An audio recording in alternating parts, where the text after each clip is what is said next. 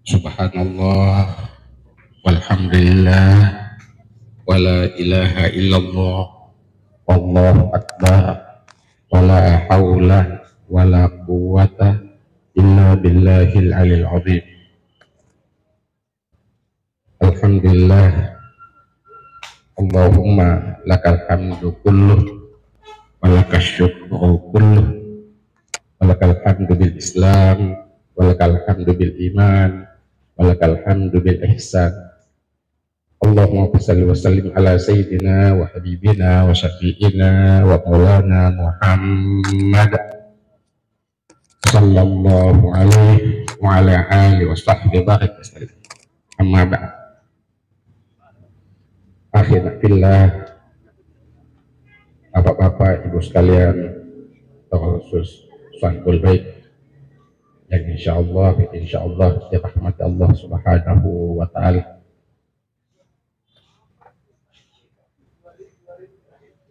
Tidak terasa saya keliling tiba di tempat ini malam 7 malamnya beliau, kakak saya, wafatnya saya masih di Majene.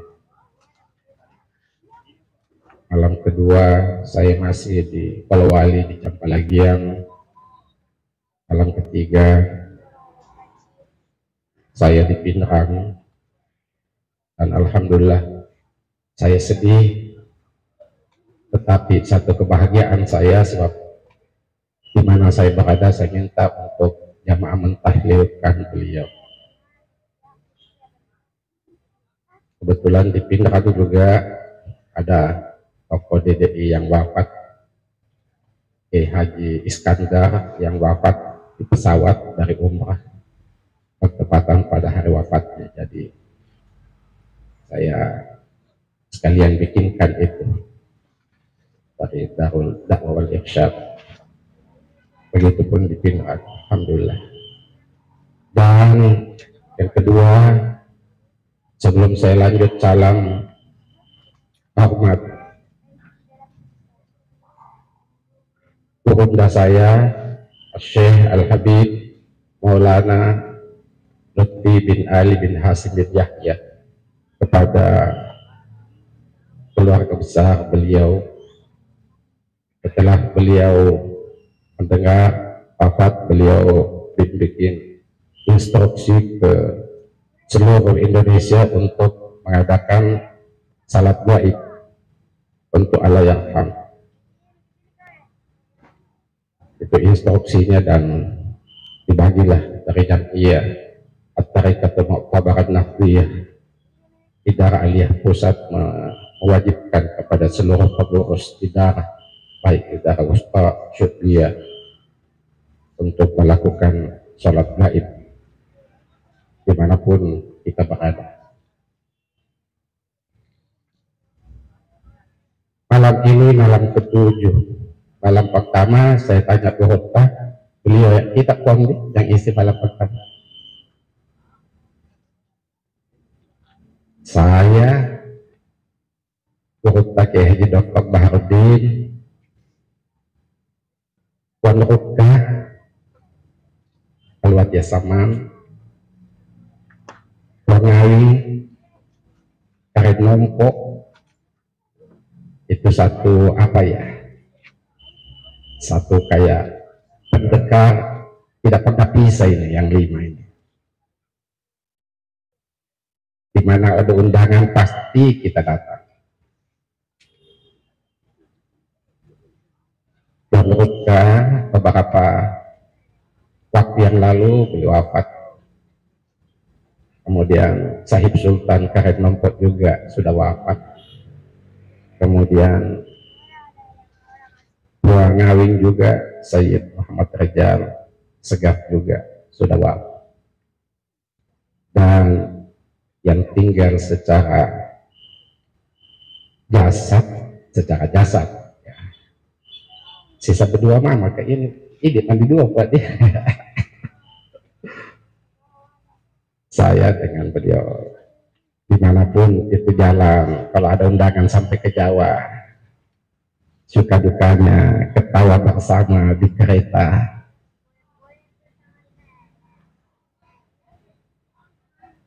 Banyak suka duka saya dengan beliau.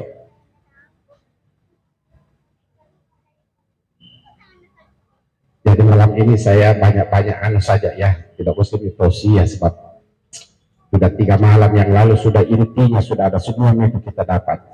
Saya nostalgia saja.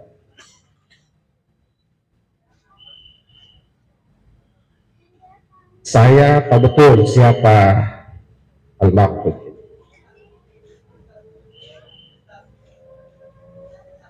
Sejak sama-sama saya kalau jalan keliling, sebetulnya banyak dosaku, tapi selalu juga jabat tangan sama dia. Sebab selalu bisa kasih dongok-dongok, saya kasih bodoh-bodoh. Ya suka tak tolo-tolo. Biasa tahu kebalik-balik, padahal saya ada. Dan dia ya mungkin juga dia tahu juga nih anak-anak ini ya kasih bodoh-bodoh saya lagi. Tapi dia iya kan juga suka tahu juga saya kasih bodoh-bodoh dia. Soal kesabarannya subhanallah.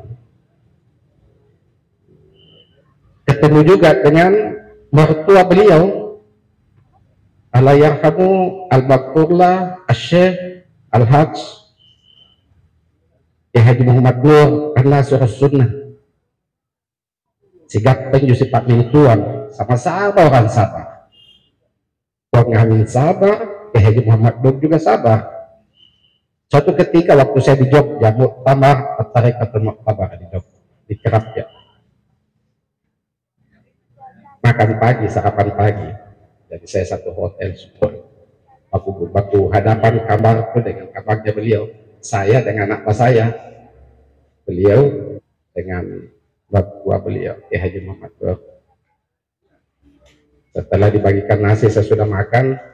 Abah saya bilang, ini sebat yang Luhut nanti kamu sudah makan itu belum?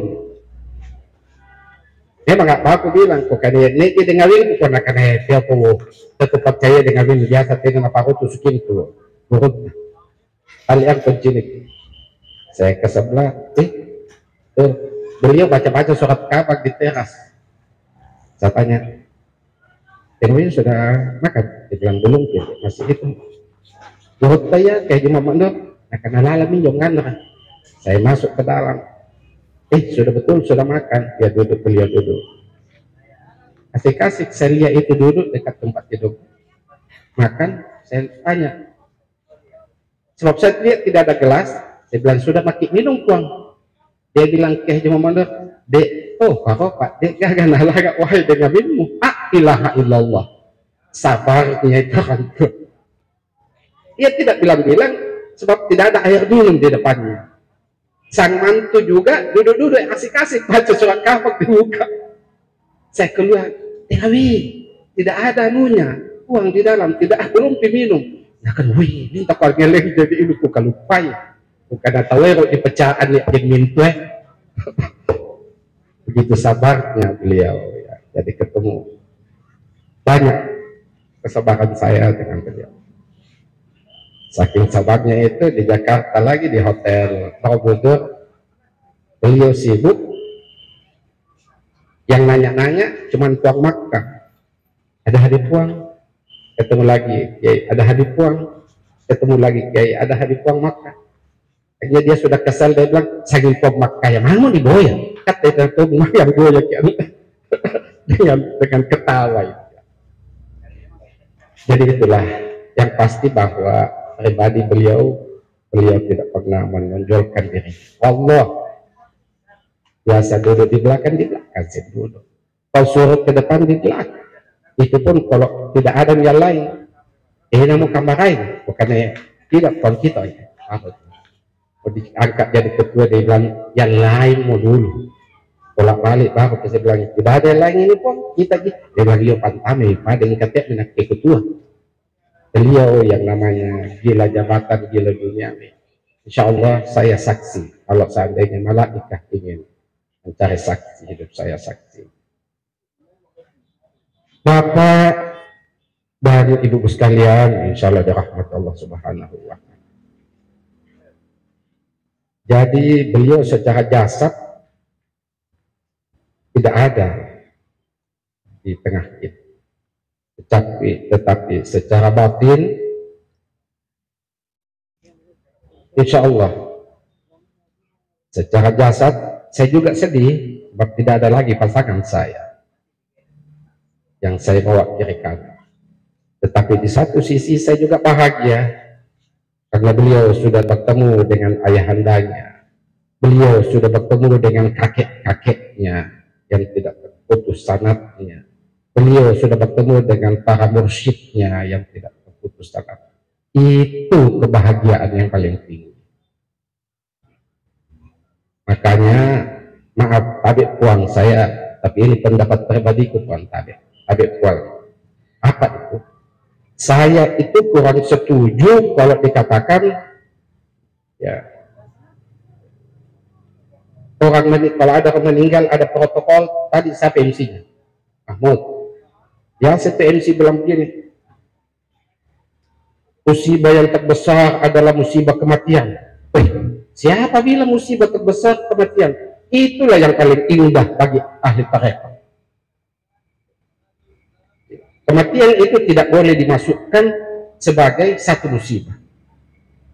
Ya, pakailah dalil faida asabatu musib qalu inna lillahi wa inna ilaihi rajiun. Inna lillahi wa inna ilaihi rajiun tidak untuk diperuntukkan kepada orang mati, tetapi diperuntukkan makna dalam tarekat itu, dalam tasawuf, makna tafsir maknawi itu adalah ya, isyarat itu adalah diperuntukkan untuk orang hidup. Dan musibah yang terbesar kalau Allah Tuhanmu meninggalkanmu, itulah musibah yang terbesar. Jadi kenapa kalau kau kena musibah karena kau jauh dari Allah, cepat inna lillahi wa inna ilaihi rajiun, supaya kau bisa kembali ke Tuhanmu dengan baik dan benar. Itulah musibah, makna musibah. Jadi bukan dari orang meninggal ditimpa musibah yang terbesar adalah musibah kematian. Siapa bilang? Beliau ini bahagia sekali, Puang Awin ini bahagia sekali.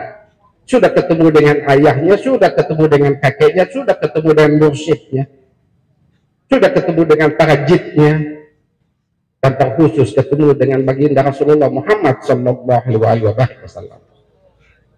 Itulah kebahagiaan paling tinggi.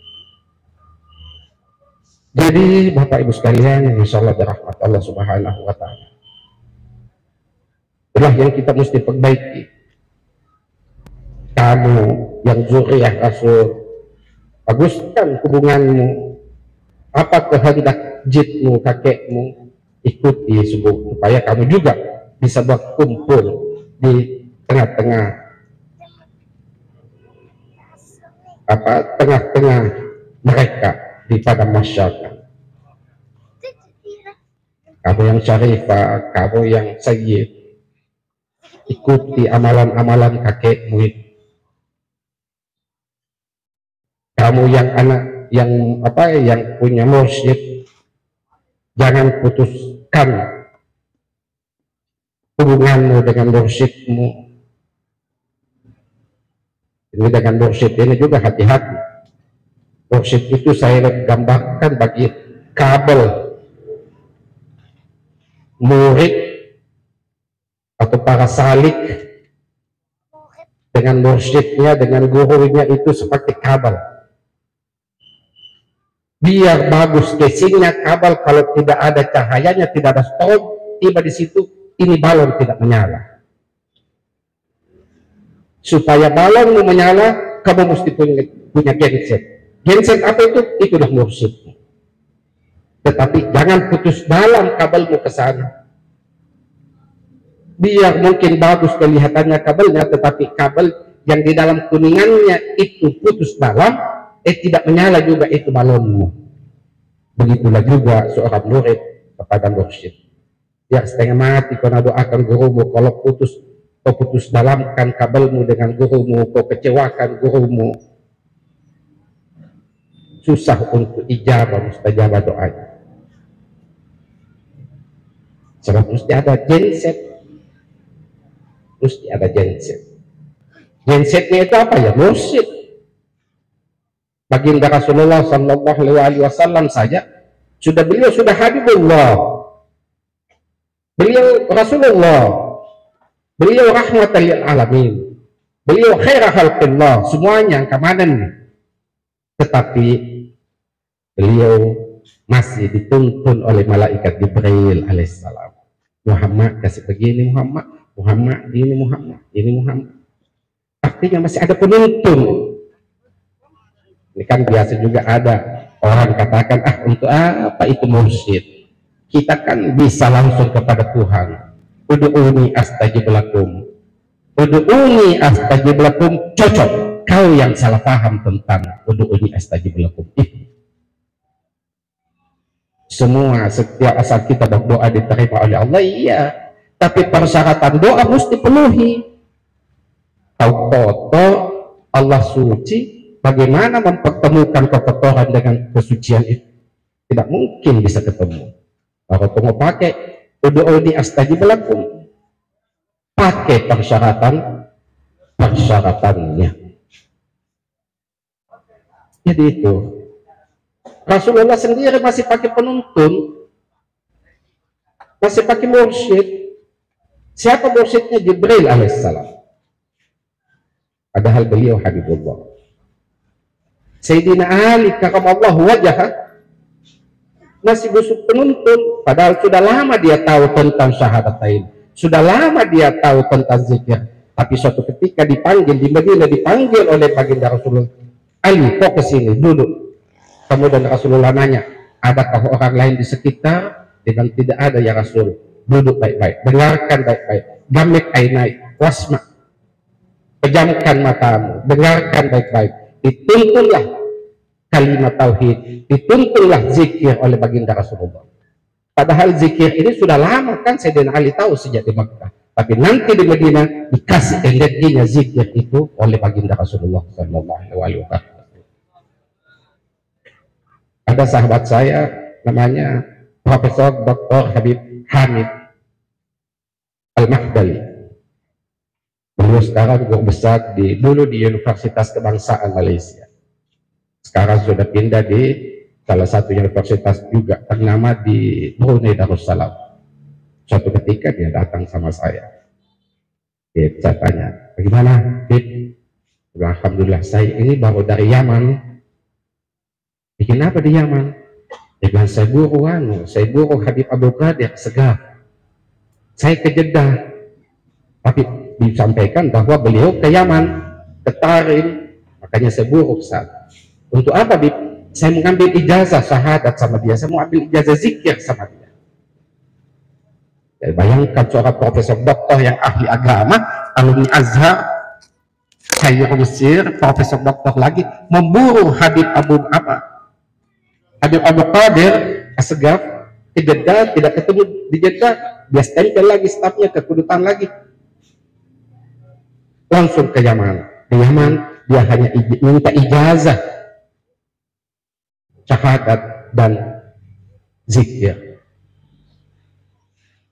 Ini mesti saya sampaikan kepada jamaah, sebab ada juga sekarang ini bahasa-bahasa iblis, katanya tarekat itu cocoknya untuk petani saja.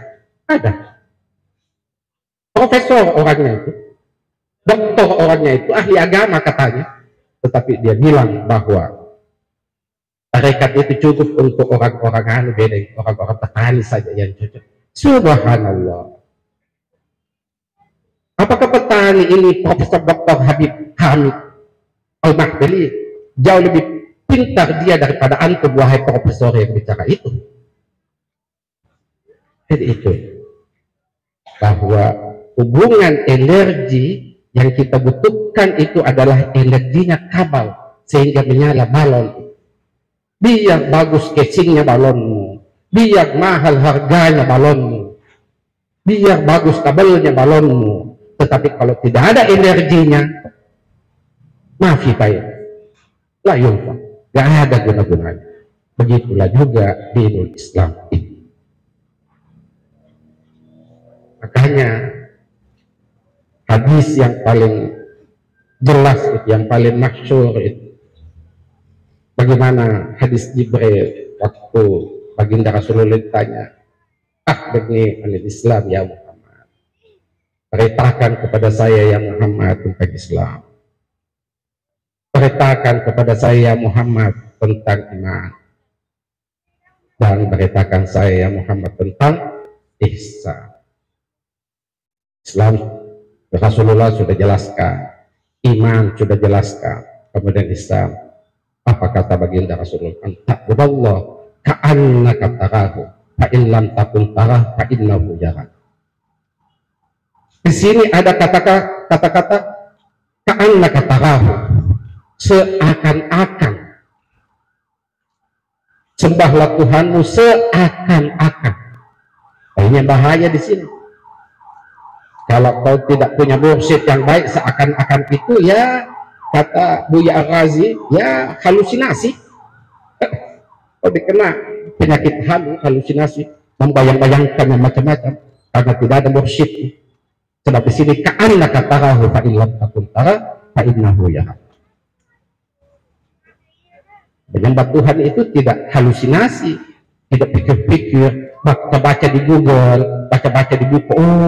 Oh, kalau menyembah mesti dipejamkan mata, dihadirkan cahaya apa?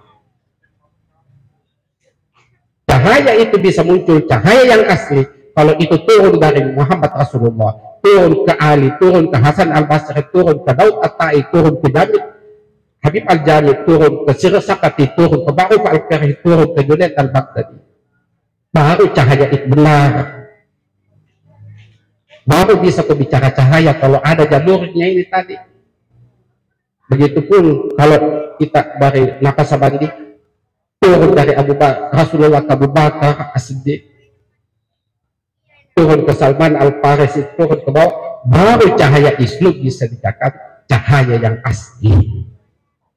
Kalau tidak ada jalurnya, halusinasi. Kenapa demikian? Sebab suatu ketika Syekh Junaid Al-Baghdadi radhiyallahu anhu bukan astagfirullah, Syekh Sultanul Aulia As-Sayyid Asy-Syaikh Abdul Qadir Jailani radhiyallahu anhu, sewaktu asik-asik berzikir Sultanul Aulia, tiba-tiba datang cahaya di depannya. Bayangkan ini Syekh Abdul Qadir, datang cahaya di depan. Cahaya itu bersuara, wahai Abdul Qadir, sekarang saya sudah halalkan semua yang saya harapkan kepada hamba-Ku dari setan jahil. Tidak langsung diterima. Kan ini kan kita ini biasa, ada cahaya datang, cahaya ada. Sekali lagi, cahaya itu bisa asli kalau ada sanadnya yang kuat sampai ke diri, itu bisa asli. Itu pun kalau atas pengawalan para mursyid-mursyid. Abdul Qadir saja Sultan Aulia didatangi oleh setan di dalam zikirnya lagi, apalagi uang Makkah, apalagi yang lain-lain. Jadi jangan cepat bangga Bapak kalau ada cahaya. Bisa-bisa apa agak asal nakudi kalau halusinasi. Kapan ya? Kapan istilah kapan? Nawa-nawa. Ini menjadi biasa anak-anak kelong-kelong angkasa kata. Kapan nasujuki, nawa-nawa nasumbah.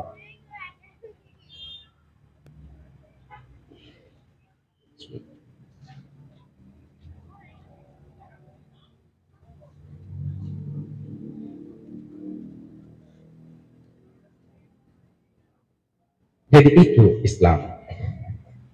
Perkuat Islammu, perkuat imammu, perkuat ihsanmu. Ini juga biasa Ustadz ini, kalian saudara saya Mahmud, Dr. Mahmud Suyuti, saya ingatkan kau Nanda, kau biasa berceramah di mana-mana. Kalau kau berceramah jangan kau bilang Alhamdulillah malam ini kita mendapatkan hidayah dari Allah, hidayah Islam dan iman, sehingga kita datang, biasa kita bilang, mana ihsannya? Emangnya ihsan juga itu bukan hidayah? Ikutkan itu Mahmud kalau kau bilang Islam, iman, dan ihsan, karena itu satu rangkaian yang tidak bisa dipisah. Kalau yang suka jadi MC, yang kau bilang malam ini kita mendapatkan, alhamdulillah, mendapatkan hidayah Islam dan iman, sehingga banyak sih ihsannya. Udhulu, apa dia bilang? Udhulu bisilmi mustaqbalih. Bisilmi kafa di sini mesti ada Islam, ada iman, dan ada ihsan. Ketiga unsur ini itu hidayah. Jangan dipotong bos, soalnya ihsan itu kau sepelekan. Di pondok-pondok yang saya kemarin kasih tahu di pondok saya di sana, di Campal lagi yang di tahap ke sana, pendalaman tasawuf di sini, supaya anak-anak utuh keislamannya. Jangan cuma tahu Islam iman saja, tetapi ihsannya tidak ada. Ini yang menggoyangkan umat, sehingga umat itu tidak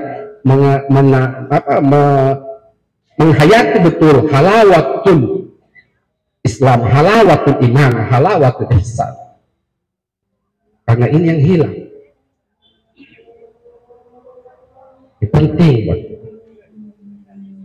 saya. Banyak-banyak bincang dengan Al-Bakun, kakak saya, pengawin tentang ihsan. Olehnya itu, wahai saudaraku, anak-anakku dikasih, adik-adikku, berbuang saja dikasih.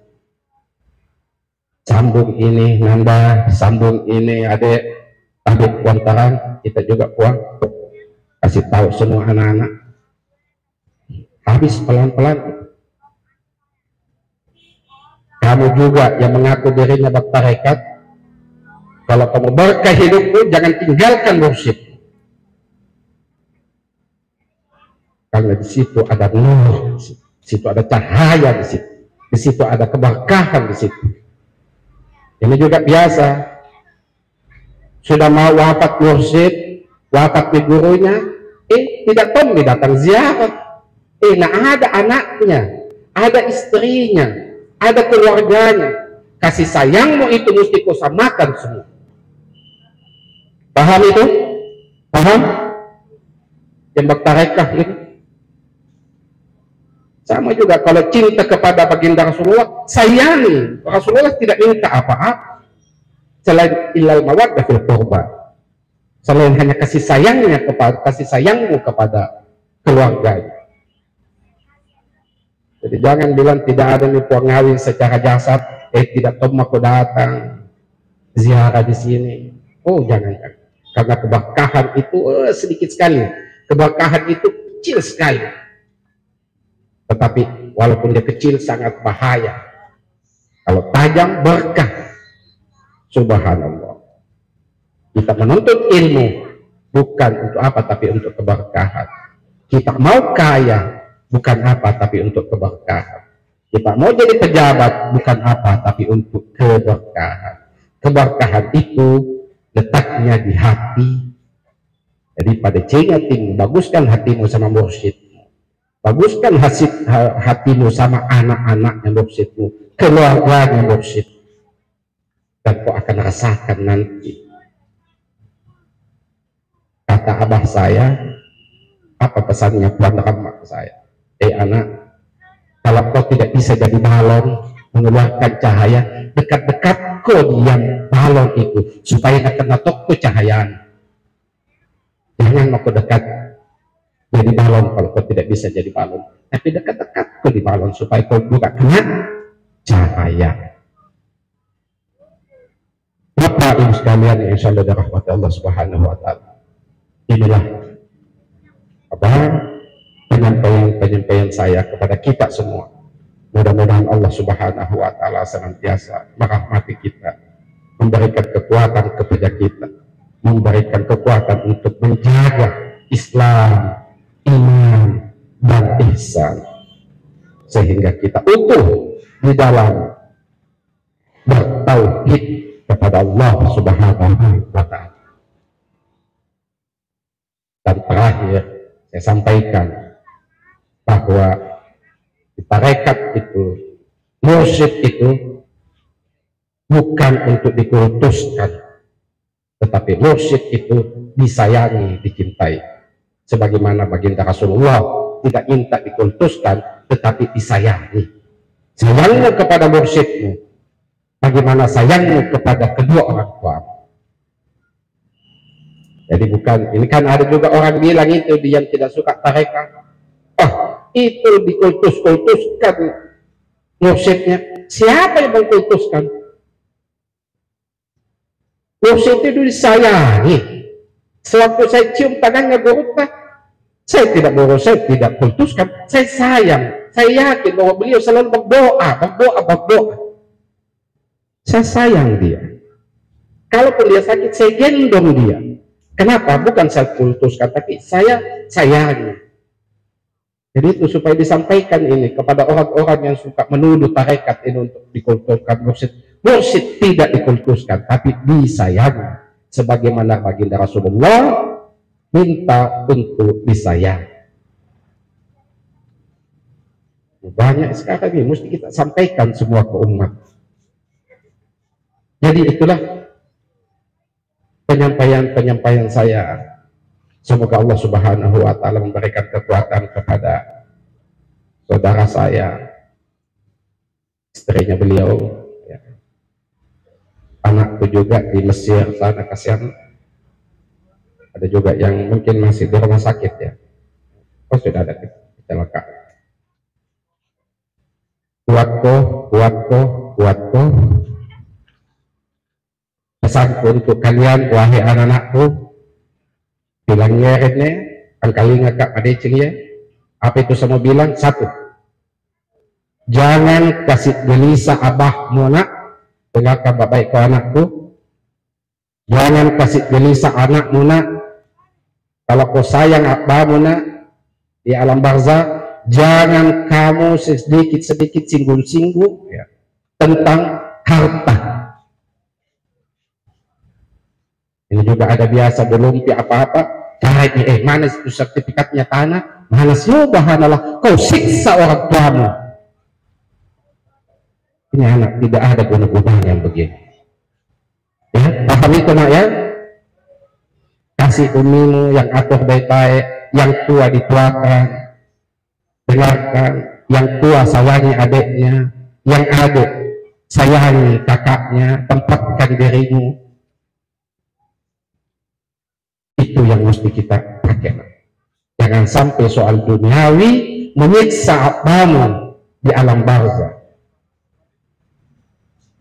Untuk semua kita ini, kalau kita sayang sama orang tua kita, tolong jangan hanya harta itu.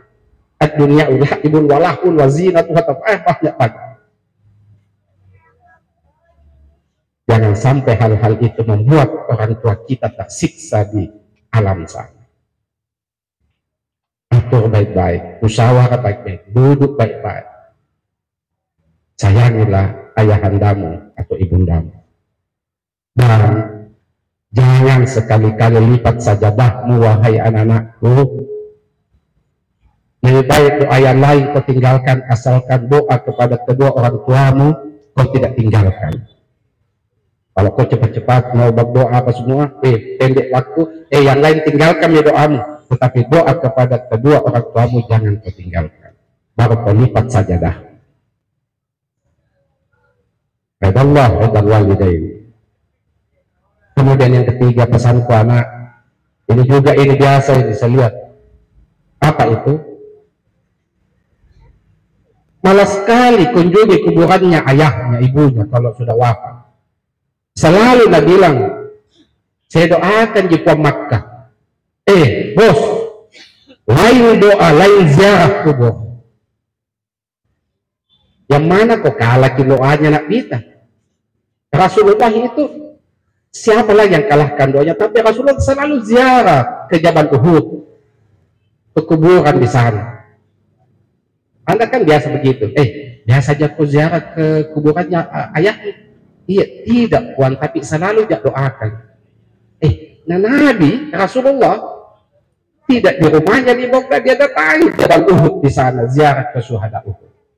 Dia datangi ke ke Baqi.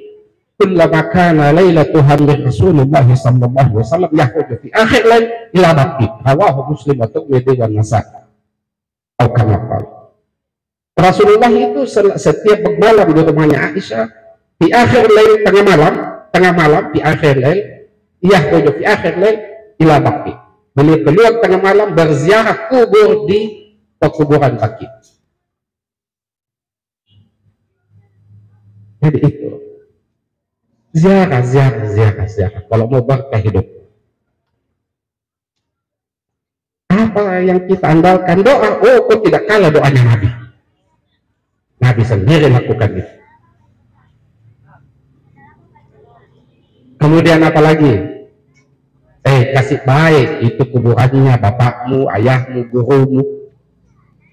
Supaya untuk apa? Untuk kau, supaya enak ziarah. Ini kan biasa juga ada, Ustadz, mana dalilnya? Kan biasa begitu. Mana dalilnya tentang kasih baik kuburan? Oh, dalilnya musafak, bos. Baik. Mana dalilnya kasih baik WC? WC mau kau biayai 15 juta, nyata-nyata tai dengan kencing saja kau masukkan, kau kasih 15 juta, kuburannya bapakmu, ibumu kau tidak mau biayai. Mana dalilnya itu kasih baik WC? Dia kan biasa makutan ada lele. Mana dalilnya kasih baik WC? Oh, kloset 2,5 juta, tembok makmur, hitung-hitung semua 15 juta. Padahal nyata-nyata cuma tai dan kencing. Kuburannya ayahnya yang dia lihat, nyata-nyata ayahnya, ibundanya, gurundanya yang dikasih turun di situ.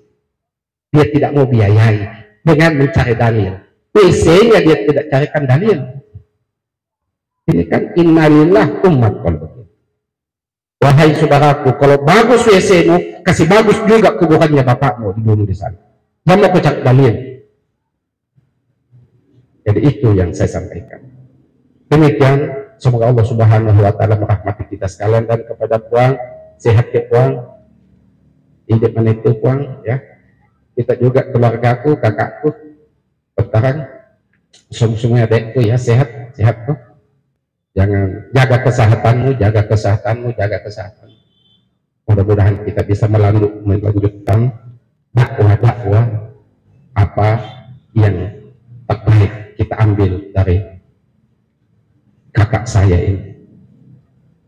Demikian, wa ilallahi tujuan nur, wallahu muwaffiq ila aqwamit thariq. Assalamualaikum warahmatullahi wabarakatuh.